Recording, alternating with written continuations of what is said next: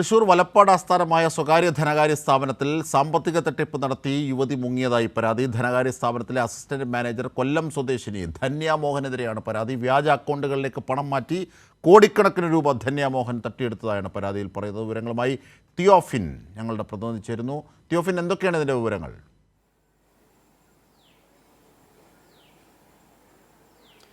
അജിംഷാദ്, തൃശ്ശൂർ വലപ്പാട് ആസ്ഥാനമായി പ്രവർത്തിക്കുന്ന പ്രമുഖ ധനകാര്യ സ്ഥാപനത്തിൽ നിന്നും 20 കോടിയോളം രൂപ ഈ സ്ഥാപനത്തിലെ അസിസ്റ്റന്റ് മാനേജറായിരുന്ന ധന്യ മോഹൻ തട്ടിയെടുത്തതായാണ് പരാതിയുള്ളത്. കൊല്ലം തിരുമുല്ലവരം സ്വദേശിനിയാണ് ഇവർ. 18 വർഷത്തോളമായി ഇവർ ഈ സ്ഥാപനത്തിൽ ജോലി ചെയ്തു വരുന്നുണ്ട്. 20 കോടിയോളം രൂപ ഇത്തരത്തിൽ തട്ടിപ്പ് നടത്തിയതായി പറയുന്നു. ഈ പരാതിയിൽ പറയുന്നത് പ്രകാരം തന്നെ ഇവർ വിവിധ രീതിയിലുള്ള ലോൺ അക്കൗണ്ടുകൾ ഉണ്ടാക്കി കാരണം പ്രധാനമായി ഇത് ധനകാര്യ സ്ഥാപനമായതുകൊണ്ട് തന്നെ സ്വർണ്ണ വായ്പ ഉൾപ്പെടെയുള്ള വായ്പകളാണ് നൽകുന്നത്. അത്തരത്തിൽ ഈ ഒരു ലോൺ അക്കൗണ്ടുകൾ ക്രിയേറ്റ് ചെയ്ത് വ്യാജ ലോൺ അക്കൗണ്ടുകൾ ഉണ്ടാക്കി ഈ അക്കൗണ്ടുകളിലേക്ക് വായ്പ നൽകിയതായി കാണിച്ച പണം ആ അക്കൗണ്ടുകളിലേക്ക് മാറ്റുകയും അങ്ങനെയാണ് തട്ടിപ്പ് നടത്തിയത് എന്നാണ് പറയുന്നത്.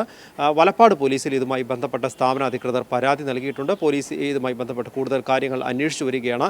പക്ഷേ പോലീസിന് ഇപ്പോഴും ഒരു സംശയം ബാക്കിയുള്ളത്, ഒരാൾക്ക് ഒറ്റയ്ക്ക് തന്നെയുമല്ല ഇത്രയും വർഷത്തോളം ഇവിടെ ജോലി ചെയ്തിരുന്ന ഒരാൾ അപ്പോൾ ഏതെല്ലാം രീതിയിൽ അവർക്ക് തട്ടിപ്പ് നടത്താൻ കഴിയുമെന്ന് അവർ അത് മനസ്സിലാക്കിയിരുന്നുകൊണ്ട് ചെയ്തിട്ടുണ്ട് എന്നതും പോലീസിൻ്റെ സംശയമുണ്ട്. പക്ഷേ പോലീസ് ഒരാൾ ഒറ്റയ്ക്കായിരിക്കില്ല ഇത് നടത്തിയത് എന്നതാണ് പ്രധാനമായും പോലീസിൻ്റെ ഒരു സംശയം. അതുകൊണ്ട് തന്നെ മറ്റാരുടെയെങ്കിലും സഹായം ഇതിന് ലഭിച്ചിട്ടുണ്ടോ എന്നും, കൂടുതൽ പേർ തട്ടിപ്പിൽ പങ്കാളികളാണോ, സ്ഥാപനത്തിൽ നിലവിൽ ജോലി ചെയ്യുന്നവരോ ഇവിടെ നിന്ന് വിട്ടുപോയവരോ ഉൾപ്പെടെ മറ്റാരെങ്കിലും ഈ തട്ടിപ്പിൽ ഇവർക്ക് കൂട്ടുനിന്നിട്ടുണ്ടോ എന്നും പോലീസ് വിശദമായി അന്വേഷിക്കുന്നുണ്ട്. അജിംഷാദ്, ഈ ധന്യമോഹനെ ഇപ്പോൾ പിടികിട്ടിയിട്ടുണ്ടോ?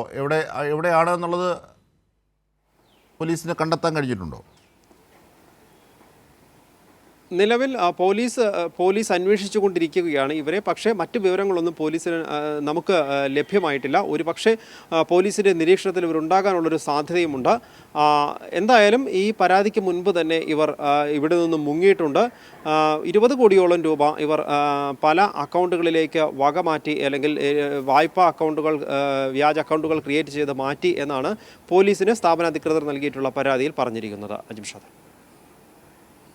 ശരി, തിയോഫിനാണ് വിവരങ്ങൾ വിശദാംശങ്ങൾ നൽകിയത്.